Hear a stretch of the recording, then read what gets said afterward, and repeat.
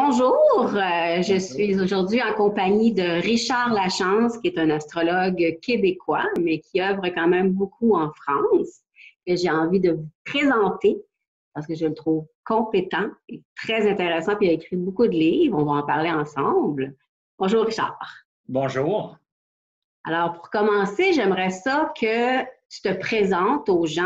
En fait, peut-être que tu m'expliques pour toi, ça a commencé comment l'astrologie? Quand est-ce que ça a commencé dans ta vie, ça? C'est intéressant que tu me poses la question parce que ça fait justement, en juin 2019, ça va faire 30 ans que je pratique en tant qu'astrologue. J'ai commencé en juin 1989.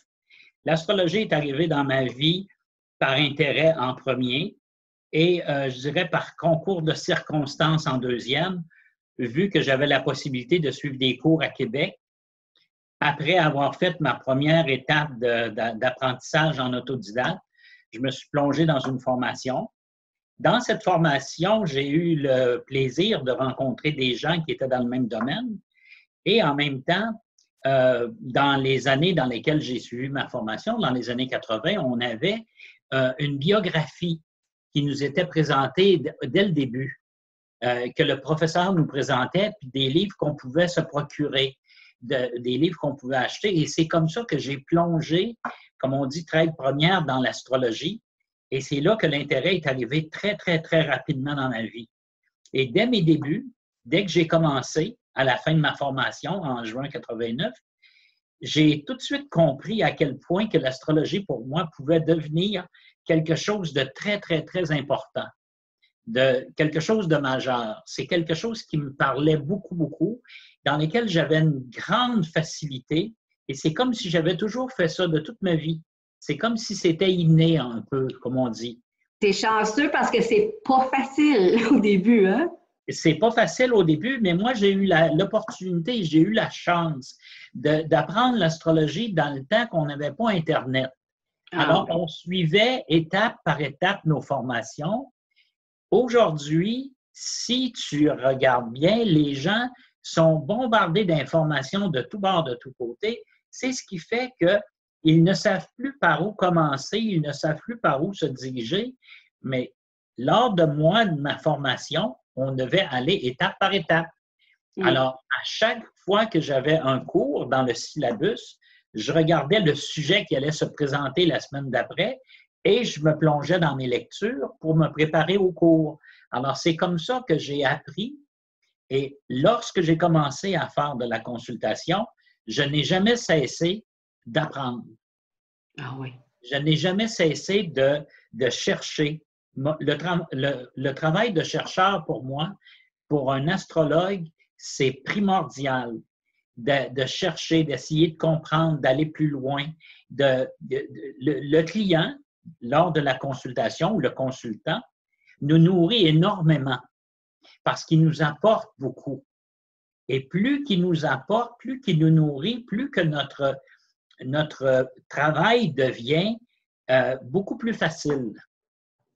Quand tu dis que tu es toujours en train de chercher, donne-moi donc un exemple, par exemple, parce que tu dis, quelqu'un qui t'écoute peut-être se dit, mais mon Dieu, ça fait 30 ans qu'il fait de l'astrologie, il y a une clientèle, il peut tout d'un coup décider de chercher quelque chose de nouveau. Comment ça se produit, par exemple, dans ta vie, puis comment tu vas faire pour trouver ton chemin là-dedans? Je vais te donner un exemple précis. Il y a quelques années, je me suis lancé à la recherche du cancer. Pourquoi il y avait tant de personnes qui avaient le cancer? Alors, ce que j'ai fait, c'est que j'ai répertorié une centaine de thèmes de personnes qui étaient décédées de tel et tel cancer, tous les différents cancers, et j'ai passé des mois à chercher avec les livres les encyclopédies médicaux que j'ai et les thèmes que j'avais, j'essayais de faire des liens. Alors, c'est comme ça un peu que j'appelle un peu mon travail de recherche. Comme actuellement, je suis dans un travail de recherche intense pour mon prochain livre, mais je fais beaucoup, beaucoup de recherches, je lis beaucoup, beaucoup, mais je mets toujours ça en parallèle avec les thèmes des gens que je vais trouver sur Internet, les artistes, les gens qui font partie de ma base de données, pour essayer de le confirmer. Alors, le travail de chercheur, c'est un travail qui me passionne beaucoup, beaucoup, beaucoup parce que c'est presque sans fin. il y a toujours quelque chose d'autre qui se rajoute. Et lors de la consultation ou lors du développement ou même lors de la formation, bien, j'ai toujours de nouveaux arguments parce que j'ai trouvé, j'ai cherché et il m'est arrivé à l'occasion d'avoir ma propre synthèse, ma propre analyse. C'est ce qui fait qu'aujourd'hui, j'ai ma propre façon de faire. Je me suis très individualisé en astrologie. OK. Puis ça, c'est intéressant parce que, évidemment, quand on apprend l'astrologie ou quand on est astrologue, on veut toujours devenir meilleur. Puis toi, comment tu pourrais me décrire ta méthode? Comment tu procèdes? Tu sais, quand tu as quelqu'un devant toi, même quand tu commences avec la date de naissance, l'heure de naissance, c'est quoi le chemin qui se passe dans ta tête pour arriver à un rendu qui fasse du sens à la personne?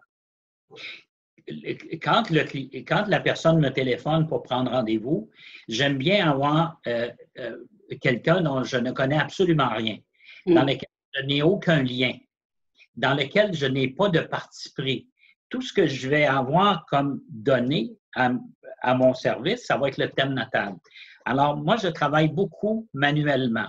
Je travaille beaucoup à l'ancienne, si on veut. Je dresse mes thèmes, je dessine tous mes graphiques, je fais tous mes calculs de structure, je fais tous mes tableaux de ce que j'appelle mon tableau de vie, qui me donne une idée d'ensemble de la vie de la personne. C'est comme ça que je vais aller chercher bien souvent des événements qui se sont produits dans l'enfance, plus jeune, à l'adolescence, et c'est ça qui fait que je vais pouvoir partir. Mais avant de rencontrer la personne, mon travail de préparation est souvent beaucoup plus long à faire que la rencontre même. Parce que le travail de préparation, pour moi, c'est un temps où j'intègre le thème. Dans mon dernier livre que j'ai écrit cette année, dans les sous-personnalités, j'ai fait une partie de technique de visualisation.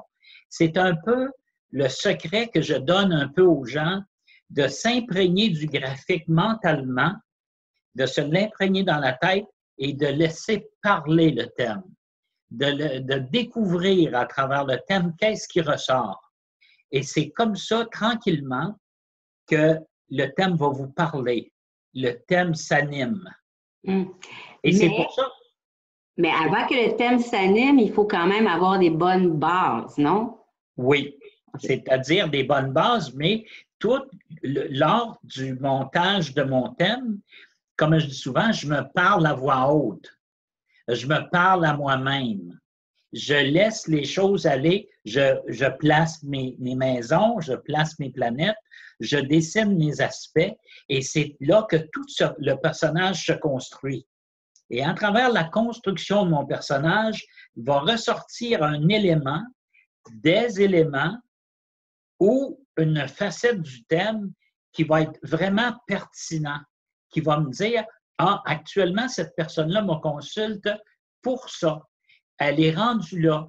C'est exactement la raison pour laquelle elle se présente devant moi. » Et c'est très, très rare que je vais passer à côté parce qu'en réalité, moi, dans ma pratique, j'ai appris depuis longtemps de faire une grosse différence entre quelqu'un qui consulte à l'âge de 16 ans, à 25 ans, à 45 ans ou à 65 ans.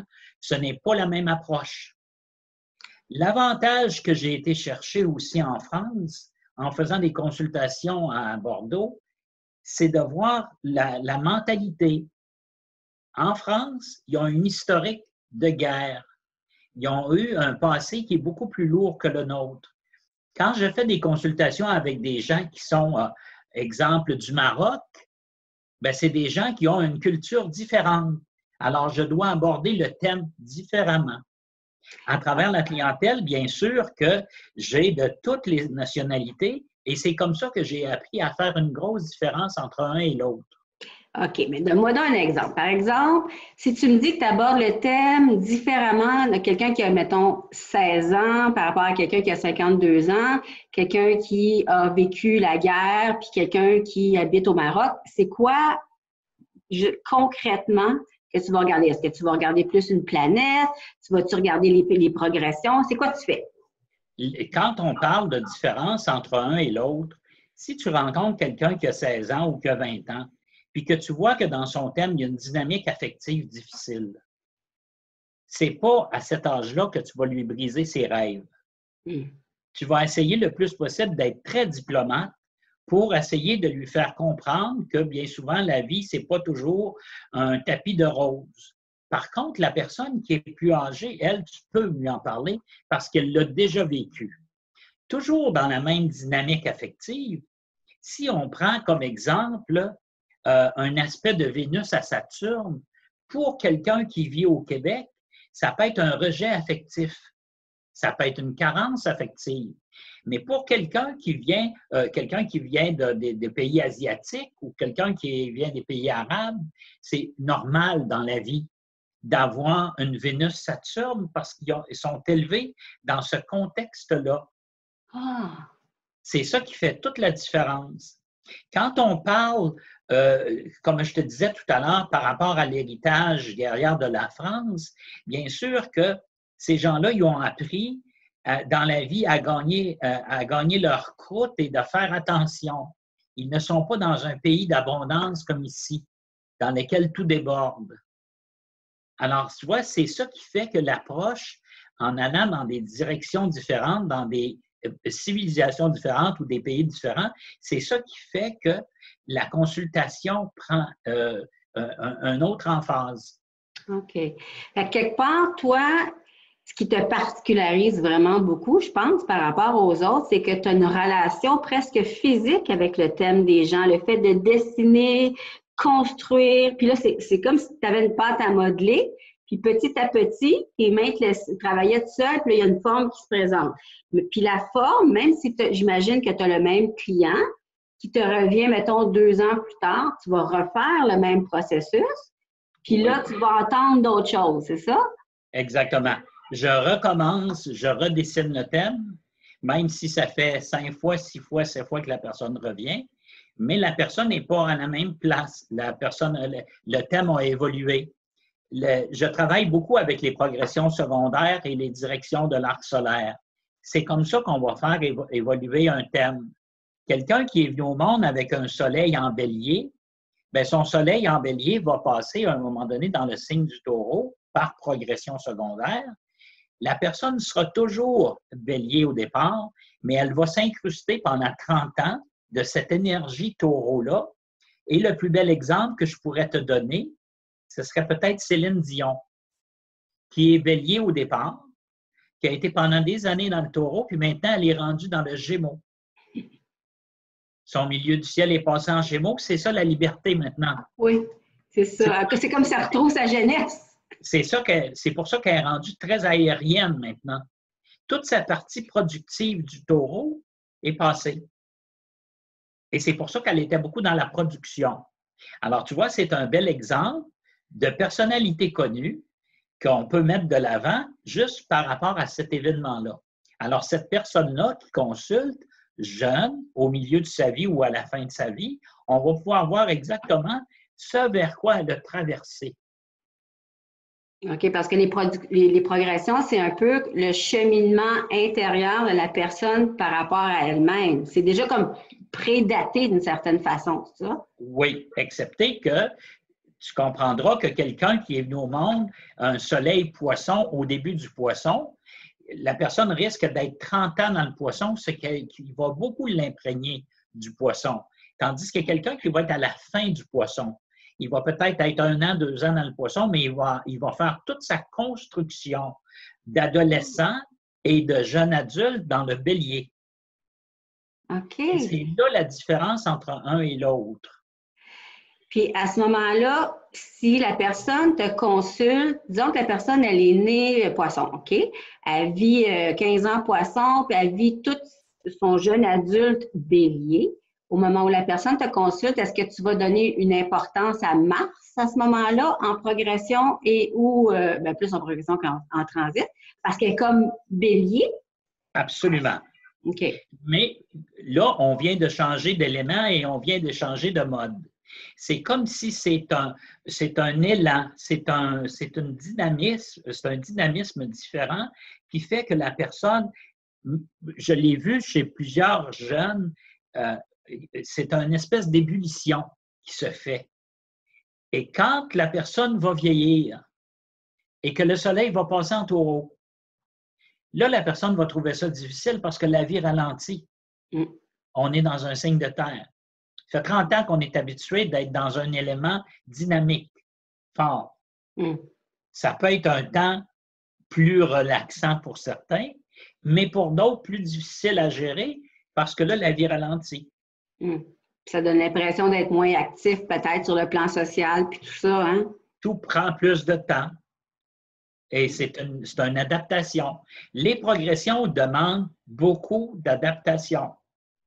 Mais par contre, un consultant comme moi qui se sert beaucoup des progressions, c'est mon travail d'aviser les gens que vers tel âge, ils peuvent même devancer un peu l'énergie du signe ou de l'élément suivant qui va s'imprégner dans leur vie, quoi. Puis quand tu parles des directions d'arc solaire, ça, c'est quelque chose, c'est aussi une façon de faire progresser le thème, mais ça prend pas une heure de naissance vraiment extrêmement précise pour ça? Oui, mais c'est une très belle façon, par exemple, de corriger un thème, de corriger l'horaire, le temps horaire du thème. Parce que les directions d'arc solaire, surtout par conjonction, ce sont des événements extrêmement importants dans la vie. Ce sont des événements marquants. Ce sont des tournants marquants dans la vie. Et c'est ce qui fait que bien souvent, quand on regarde les directions de l'arc solaire, moi, je travaille avec les directions de l'arc solaire au lieu de prendre les directions symboliques qui sont tout simplement 1 degré, 1 an, parce que le pas du soleil n'est pas le même pour un soleil d'été ou un soleil d'hiver. C'est ce qui fait la différence. Un soleil d'été, après 60 ans, il va avoir perdu 2 degrés, tandis qu'un soleil d'hiver, il va rester le même. Mais il demeure quand même que les directions de l'arc solaire, c'est tout le thème qui bouge au rythme du soleil, toutes les planètes, tous les aspects, le thème demeure pareil, excepté que c'est l'horloge qui tourne. Et ça marque beaucoup la vie de quelqu'un parce que c'est comme ça qu'on va voir des événements extrêmement marquants. Par exemple, si quelqu'un a, disons, dans son thème de naissance, le soleil bélier à 5 degrés, disons, et la personne, elle a Vénus à 20 degrés. C'est comme si en direction d'arc solaire, le soleil avance environ de 1 degré par jour, mais plus précisément que ça, là. Puis au bout de, comme il y a 15 degrés qui séparent le soleil de Vénus, c'est comme si le soleil s'en va tranquillement sur Vénus et à l'âge de 15 ans, là, la personne pourrait vivre un événement amoureux qui pourrait chambouler sa vie, mettons. Ça? Qui pourrait marquer sa vie à tout jamais. OK. Et là, je vais te donner un exemple plus intéressant que ça. OK. On vient de vivre, puis là, c'est sûr et certain que je n'ai pas l'heure de naissance, mais on vient de vivre au Québec un changement de gouvernement. M. Legault, lors des élections, avait le soleil dirigé sur Uranus natal. Alors, le soleil qui arrive, le soleil avec tout son potentiel qui arrive sur Uranus natal, moi, j'étais certain qu'il vivrait un gros changement de vie. Vu qu'il n'avait jamais été premier ministre, c'est pour ça que je disais tout le temps, vous allez voir, il va passer. Et tu vois, c'est pour ça que ça devient un changement de vie marquant, parce qu'à tout jamais, il sera toujours un des premiers ministres du Québec. C'est vrai. Alors, tu vois, dans ton exemple que tu as avancé tout à l'heure, le soleil qui est dirigé sur Vénus, il sera important de regarder aussi les aspects que la Vénus reçoit. Par contre, pour un jeune adolescent de 15 ans, il peut rencontrer l'amour de sa vie et faire sa vie avec cette personne-là.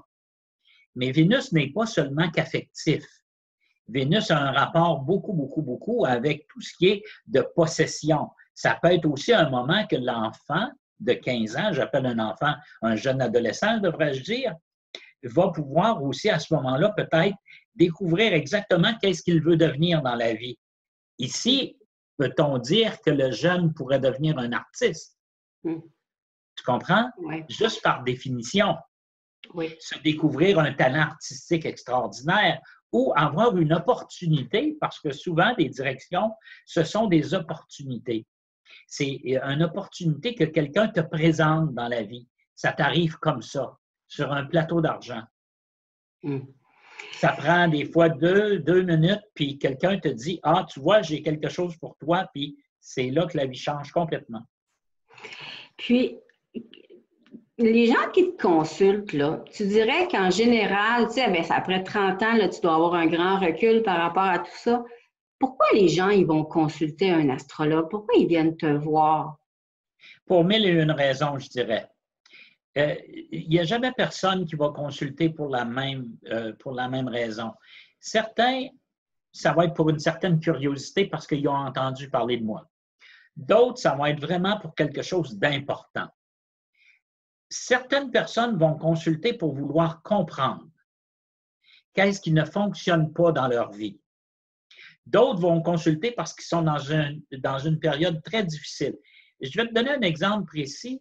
J'ai rencontré un jour un monsieur qui est venu me voir en consultation, ça fait déjà quelques années de ça, je dirais même 7, 8, 9 ans peut-être, qui avait travaillé toute sa vie pour la même entreprise, travaillait en ressources humaines, je crois. Il a perdu son emploi, il avait 54 ans.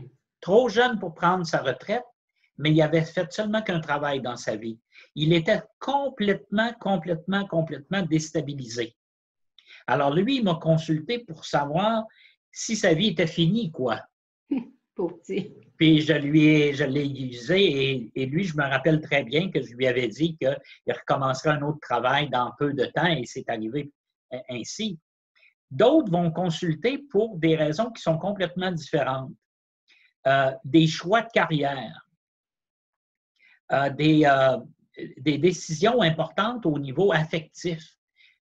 Pourquoi est-ce que ma dynamique affective est toujours la même? Là, ça devient intéressant parce qu'on peut aller dans toute la dynamique d'une dépendance affective qui remonte à loin, qui va remonter souvent à l'enfance. Tu le sais très bien que la Lune représente la toute petite enfance, le lien avec le sein maternel. Pour un soleil nocturne, ça va être la mère. Et c'est comme ça, bien souvent, qu'on va pouvoir voir à travers la dynamique affective de la personne, les périodes clés dans lesquelles elle va pouvoir résoudre sa dynamique. Comment tu peux voir ça, mettons, les périodes, ça m'intéresse. les périodes dans lesquelles il va y avoir des transits ou des progressions importantes. Par rapport à la Lune ou par rapport à Vénus? Non, par rapport à la Lune. Par rapport à l'ensemble de la dynamique affective. OK. Si c'est quelqu'un si c'est quelqu'un qui a beaucoup de difficultés à exprimer son affectivité, ça peut être un blocage, ça peut être Saturne-Mercure qui est mêlé dans un rejet de Neptune, Vénus et tout ça. Mais cette personne-là va vivre, à un moment donné, des transits importants, soit des carrés, des oppositions qui sont en aspect avec cette dynamique-là. C'est ce qu'on va appeler des transits de résonance. Oui. Qui va faire que c'est des périodes dans lesquelles la personne est vraiment plongée dedans, elle le vit complètement, mais c'est là qu'elle peut le résoudre. Le résoudre comment? C'est pas moi, mon travail, je ne fais pas un travail de psychologue, mais je vais suggérer souvent à des gens d'aller consulter parce que je vais leur dire, actuellement, là, dans ta vie, ça fonctionnerait très bien. Tu es dans un temps clé de ta vie pour pouvoir comprendre les choses. Quand ça va bien et qu'on est en dehors de transit ou de progression, qu'on va comprendre la dynamique. C'est intéressant, ça. J'aimerais ça que tu me parles des livres que tu as écrits, parce que tu en as quoi, au moins, tu en as 5 à ton actif. J'en ai 5. Si tu permets, je vais te les afficher à l'écran. Oui. Puis je vais te donner une petite description. Est-ce que tu les vois bien? Oui, je les vois bien. Alors, tu vois, j'en ai 5 de faits. Si tu regardes du côté gauche, Astrologie et numérologie, oui. Ce fut mon premier que j'ai publié. Ça, c'est un livre grand public que j'appelle, mais c'est un cours. Tout le monde peut prendre ce livre-là et suivre la formation étape par étape. OK. On peut faire ça seul à la maison. C'est un cours complet. Mon deuxième, qui est Les Révolutions solaires, c'est un livre qui est Les Révolutions solaires, c'est un thème anniversaire. Mais le livre, je l'ai fait en fait pour quelqu'un qui veut apprendre aussi sur l'astrologie, parce que dans ce livre-là, je parle beaucoup des configurations, des répartitions, je parle beaucoup des modes, des éléments et tout. Alors, ce n'est pas seulement qu'un livre qui est basé seulement sur les révolutions solaires. Par contre, j'ai un module complet sur les méthodes de datation que j'ai moi-même inventées, si on veut. Ah, ça, c'est intéressant. Oui, j'ai toute la méthode de datation là-dedans par rapport aux progressions de l'ascendant, du milieu du ciel, des planètes et tout. J'ai tout ça là-dedans. Et je pourrais te dire que dans ma révolution solaire, tu m'as téléphoné pour l'entrevue exactement sur la station de Mercure, sur Neptune, dans ma révolution solaire en 10. C'est comme ça que c'est arrivé, la journée même. Aïe, aïe. Celui du centre vient d'être publié un peu à travers le Québec, toute la francophonie, en France, en Suisse et en Belgique. Le pouvoir de transformer votre destin, c'est un livre qui s'adresse à tout le monde. C'est un livre grand public. C'est un livre qui a été écrit, la base même, c'est de l'astrologie, mais pour le commun des mortels qui ne connaît pas l'astrologie, il ne le saura pas. Parce que je parle du libre arbitre, je parle du karma, je parle du destin, et c'est basé sur les nœuds lunaires, mais c'est un texte qui se lit, mais qui n'a pas de rapport avec l'astrologie. J'ai un petit paragraphe, je crois, seulement dans le livre, qui fait le lien avec les nœuds nord et les nœuds sud. Intéressant. Oui. L'évolution de l'être humain à travers le zodiaque, c'est un livre qui est beaucoup plus pointu, qui s'adresse beaucoup plus aux astrologues, qui a été fait plus pour une présentation que j'ai faite à Bordeaux. Et le dernier que je viens de publier, Les sous-personnalités, nos multiples moi, tu l'as lu. Oui. Tu en as pensé quoi? Oh, j'ai trouvé vraiment. Moi, là, tu es vraiment tombé dans ce que j'aime le plus. C'est l'astrologie au service de compréhension de soi, avec tout le côté psychologique. Moi, je trouve tellement que les planètes dans un thème sont toutes comme des petits personnages. On a tellement de monde dans notre tête qui parlent en même temps. Des fois, c'est cacophonique. Je trouvais aussi que tu as vraiment une très belle recherche. C'est très, très soutenu comme information. Tu ne dis pas n'importe quoi. Tu as dû lire beaucoup de livres pour arriver à faire une synthèse de tout ça. J'ai lu beaucoup de livres, j'ai fait beaucoup de recherches, mais je vais te dire bien franchement, je me suis inspiré de textes qui sont beaucoup basés sur la psychologie de l'enfance. Les psychologues vont parler beaucoup de ce qu'on ramène de notre enfance. Mm-hmm. J'ai été chercher à la bibliothèque un livre qui s'appelle Le soir aux multiples visages, qui a été écrit par 2 psychologues français. Mais c'est un livre de psychologie. Et à partir de ça, je me suis dit, mais pourquoi ne pas faire le lien avec un thème astral? Parce que chaque élément dans un thème astral représente un personnage. Absolument. Chaque personne que l'on rencontre, c'est la personnalité que l'on voit. Mais comment peut-on découvrir que la personne a une dépendance affective, que c'est une personne impulsive, que c'est une personne contrôlante? Ce sont les sous-personnalités. Et c'est de là qu'est partie ma réflexion. Et c'est pour ça que ce livre-là, moi, je le considère comme très à part des autres de ce qui se fait en astrologie actuellement. Il est complètement différent. Alors, voici mes 5 livres que j'ai faits. C'est sûr que je te cacherai pas que je suis en train d'en cogiter un 6e. Ça sera peut-être pour plus tard. Mais mes livres sont tous publiés aux éditions Octave et pour l'instant, tout le monde peut se procurer soit sur Internet ou même en me contactant. Richard Lachance, astrologue, sur Internet, c'est très facile à trouver. Absolument. Va pouvoir se les procurer. OK. Puis maintenant, ce que j'aimerais, c'est que tu me parles de toute ta relation avec la France parce que tu y vas souvent. Parle-moi donc de ça, là. Ma relation avec la France est très intéressante parce que je suis allé en France en 2015 pour participer au colloque de l'association qui s'appelle Atelier Astrologie Aquitaine de Bordeaux. Je suis allé en 2015 pour la première fois et j'ai réalisé que j'avais une affinité très forte. Moi, j'ai toujours travaillé avec des étrangers, des Européens, mais j'avais une attirance très forte. Et dès que j'ai mis les pieds à Bordeaux, dès que j'ai connu tous ces gens-là, je me suis fait des amis. Je pense que je peux dire ça ici. Je me suis fait beaucoup d'amis et j'ai connu beaucoup de monde un peu partout à travers toute la France, la Suisse. Il y en a qui viennent de Belgique, il y en a qui viennent d'Italie. C'est un regroupement d'à peu près une centaine de personnes au colloque qui se fait à chaque année. Et cette année, ça va être mon 5e. C'est la 5e fois que j'y retourne. Mais c'est comme si j'ai eu, en 2015, déjà la piqûre. Au début, mon but était d'aller voir un peu où je me situais en astrologie, d'aller voir comment que les gens là-bas travaillaient, comment les gens là-bas pratiquaient. Et je me suis aperçu que même si on rencontre des Martine Barbeau, qui est très connue, qui est toujours au colloque de Bordeaux, c'est très convivial, c'est très amical, c'est très familial. Et quand on rentre dans la famille, comme moi je suis rentré dans la famille, bien maintenant, je dirais, c'est plus que des amis. C'est des gens que je considère beaucoup et c'est des gens qui me considèrent beaucoup. Alors, tu vois, cette relation-là est devenue très forte. Par contre, comme je te disais un peu plus tôt, j'ai l'opportunité aussi de faire des consultations à la librairie Pégase à chaque fois que j'y vais.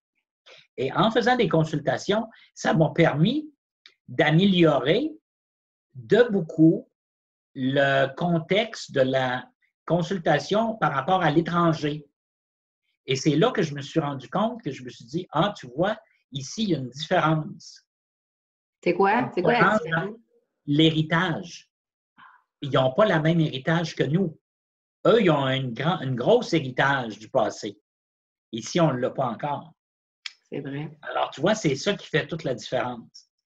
Mais ce contexte-là, il est très intéressant et c'est pour ça qu'en mai prochain, le mois prochain, j'y retourne et je vais avoir l'opportunité de faire une conférence chez Pégase le vendredi 17 mai de 16h à 18h30 qui est organisée par la librairie. C'est eux qui me reçoivent, c'est eux qui m'invitent et c'est eux qui prennent mes rendez-vous, c'est eux qui s'occupent de me faire la promotion et tout. Ils m'envoient les coordonnées, je prépare tous mes dossiers. J'arrive là-bas, je m'installe et je fais mes consultations. C'est extrêmement agréable. Quand même, hein? Il y a pire que ça. Hein? Oui. Oui. Est-ce que tu trouves qu'il y a une différence entre les astrologues québécois, les astrologues français, les Britanniques, les Américains? As-tu remarqué ça un peu? C'est quelque chose que tu as étudié? Oui, il y a une différence. C'est-à-dire que, juste pour te mettre en contexte, en France, il y a beaucoup d'astrologues qui vont faire de la consultation, mais ce n'est pas tout le monde, parce qu'en France, ils doivent être enregistrés. Ah!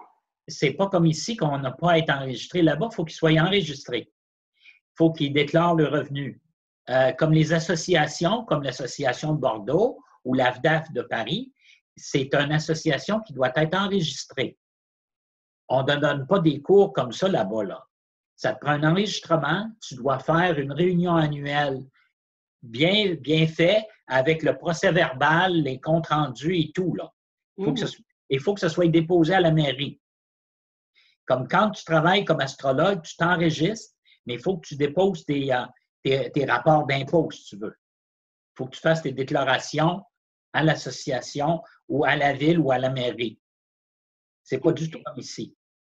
C'est comme plus sérieux, quoi? Tu trouves-tu que ça donne une crédibilité plus grande, c'est ça? C'est-à-dire que tu vas probablement être d'accord avec moi à dire que ça fait un ménage automatique, mais les gens qui ne font pas de consultation, ça ne veut pas dire qu'ils ne sont pas bons en astrologie, mais ils vont se consacrer beaucoup plus au travail de recherche, à développer, à échanger, parce qu'ils échangent beaucoup, beaucoup, beaucoup en Europe. Quand quelqu'un fait un atelier, admettons à Lyon, tout le monde se déplace, tout le monde y va. Comme là, à Bordeaux, quand l'association organise le colloque, tout le monde se déplace, tout le monde y va. Et ils participent beaucoup. Comme là, les gens de Paris que je connais, ils vont tous venir, puis tout le monde s'entraide, autrement dit. Et tout le monde échange un peu tout ce qu'ils ont découvert, tout ce qu'ils ont comme expérience. Et on va voir en France qu'il y a directions qui sont complètement différentes d'ici. C'est-à-dire que moi, je trouve qu'ils sont ils sont très forts dans la technique. Ils sont très, très forts dans l'approfondissement de quelque chose. Si on parle des déclinaisons ou si on parle des réceptions mutuelles, ils vont pouvoir t'en parler pas seulement que 5 minutes, mais ils vont pouvoir élaborer puis te donner des exemples et des exemples et des exemples. Mm-hmm. C'est ça qui fait toute la différence. Puis, toi, comme astrologue, qu'est-ce qui te particularise? Qu'est-ce qui fait la richesse de ce que tu es, disons? Bon, je dirais mon approche.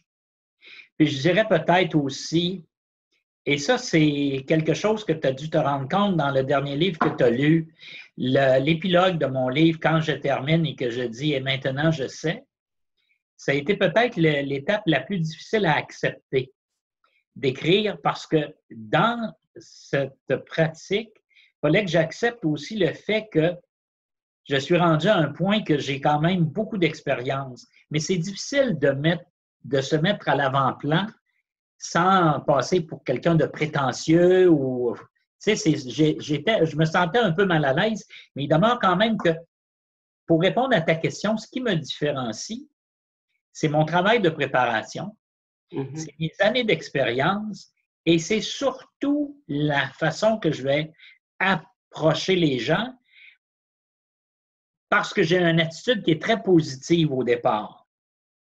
Je ne suis pas fataliste, mais je suis aussi très réaliste. Je n'ai jamais peur de dire les choses telles qu'elles sont. Et je n'ai jamais peur non plus de me lancer dans quelque chose. C'est-à-dire que quand j'ai commencé à apprendre l'astrologie, puis dans les premières années que je pratiquais, il y a des gens qui disaient « Mais mon Dieu, mais il ne va jamais parler de ça, un client. Pourquoi pas parler de ça quand c'est l'élément le plus important? » Dernièrement, ou bien souvent, je vais être confronté à une situation dans laquelle je sais que la personne a vécu de l'agression. Bien, de l'agression, ça peut être psychologique, ça peut être physique, ça peut être sexuel. Mais quels sont les dommages? Alors, quand je rentre dans cette dynamique-là, bien souvent, c'est là que les gens sont extrêmement surpris de voir que je suis même capable d'aller là. Mm-hmm. Je vais te conter une petite anecdote en passant. L'an passé, quand je suis allé à Bordeaux, il y avait un monsieur qui avait la Lune en 12 en semi-carré avec Neptune, puis je lui ai parlé du rapport qu'il y avait avec les seins des femmes. Comment ça? C'est quelqu'un, un homme qui a un aspect comme ça, c'est quelqu'un qui, pour lui, les seins ne sont pas primordiales. À cause du... Pourquoi? Parce que Lune, semi-carré Neptune, c'est le lait maternel, la Lune, ici. Alors, il y a une absence de lien maternel au départ. La Lune, c'est la petite enfance. Alors, ici, il y a une carence. Et quand l'homme vieillit, c'est pas quelque chose qui l'attire, parce que c'est comme pas ancré dans son inconscient. OK, parce que ça ne s'est pas imprimé dans la petite enfance, parce que Neptune, c'est comme le manque, l'absence, oui, le vide. En plus, la Lune dans la maison 12, moins accessible, tout ça. Et une femme qui va avoir un aspect comme ça, bien, c'est une femme qui va peut-être être gênée de ses seins. OK. Qui va peut-être vivre un petit peu, qui va avoir tendance à se tenir un petit peu plus renfermée pour les cacher. J'ai eu une dame en consultation un jour, elle m'a dit « Vous avez parfaitement raison, je les ai fait refaire. » Alors, tu vois? Il doit y avoir beaucoup de petites lunes semi-carrées Neptune en ce moment dans le monde. Oui, mais il demeure quand même que, tu vois, c'est le lien aussi. Ce qui est intéressant, c'est d'aller chercher le lien maternel et de le mettre en lien avec ce que, quand la personne vieillit. Le monsieur que je te parle, c'est un monsieur qui avait quand même pas loin de 60 ans. Là. Mm-hmm. Et pour lui, ça a été une révélation parce qu'il m'a dit, il n'y a jamais personne qui m'a parlé comme ça. Puis il dit, vous avez parfaitement raison. Il dit, moi, je suis quelqu'un de très sensible, de très émotif, de très fragile. Mais il dit, quand vous me parlez de ça, ça me ramène beaucoup, beaucoup, beaucoup à mon enfance. Puis le lien que j'avais avec ma mère. Alors, tu vois, c'est intéressant de faire le lien. Et après, ça se transfère chez les femmes de sa vie. Fait que dans le fond, mon Dieu, c'est complexe, dans le fond, ce que tu fais, ce que tu trouves à donner aux gens, parce que c'est à la fois les confronter à ce qu'ils sont, à ce qu'ils vont probablement vivre, puis, comment je pourrais dire, donc, c'est une responsabilité quand même. Comment tu vois ça? Est-ce que tu trouves que des fois, il y a des clients qui peuvent devenir dépendants ou comment tu gères ça, cette clientèle-là? Non, moi, je n'ai pas de clients qui deviennent dépendants. Par contre, c'est souvent de la façon que tu vas aborder le sujet. Ce n'est pas quelque chose que je vais aborder dans la première demi-heure de la consultation. Il y a des choses que je vais aborder en fin de consultation parce que c'est quelque chose qui est trop important pour le laisser passer. Par contre, je vais parler de beaucoup d'autres choses avant d'arriver à l'élément le plus important. Mais de faire prendre conscience à quelqu'un que dans sa vie ou dans son thème, il y a quelque chose de marquant, bien souvent, les gens, puis je te dirais, je ne pourrais même pas mettre un pourcentage, mais bien souvent, il y a des gens qui ne sont pas conscients, qui ont vécu des choses dans leur enfance, qui les a suivis toute leur vie. Pour eux, c'est un événement anodin que moi, je vais faire ressortir. Et cet élément-là va leur dire, ah ben oui, c'est vrai, tu vois, je n'avais pas vu ça comme ça. Et c'est pas une question de développer une dépendance, c'est tout simplement, bien souvent, essayer d'ouvrir sur autre chose.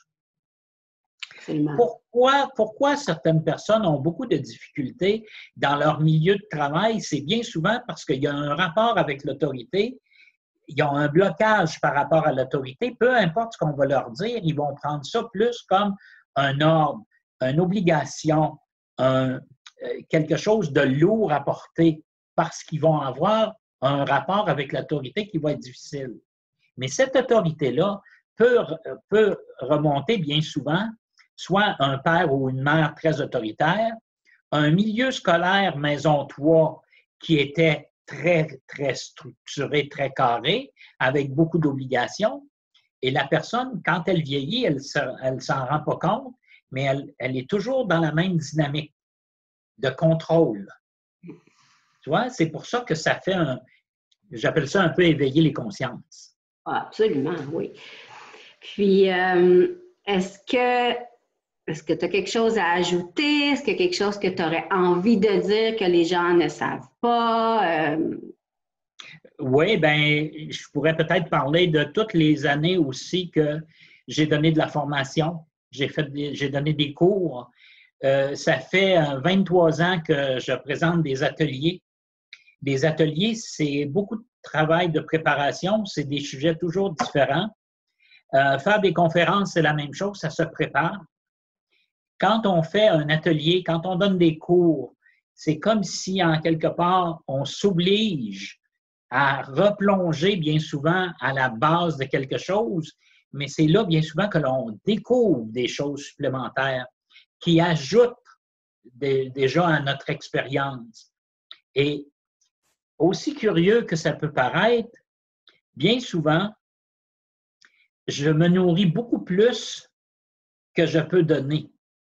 Quand je fais des consultations ou quand je fais des ateliers, parce qu'en réalité, je présente un atelier le 27 avril prochain et j'ai travaillé peut-être un mois à essayer de chercher un peu l'orientation et comment j'y vais.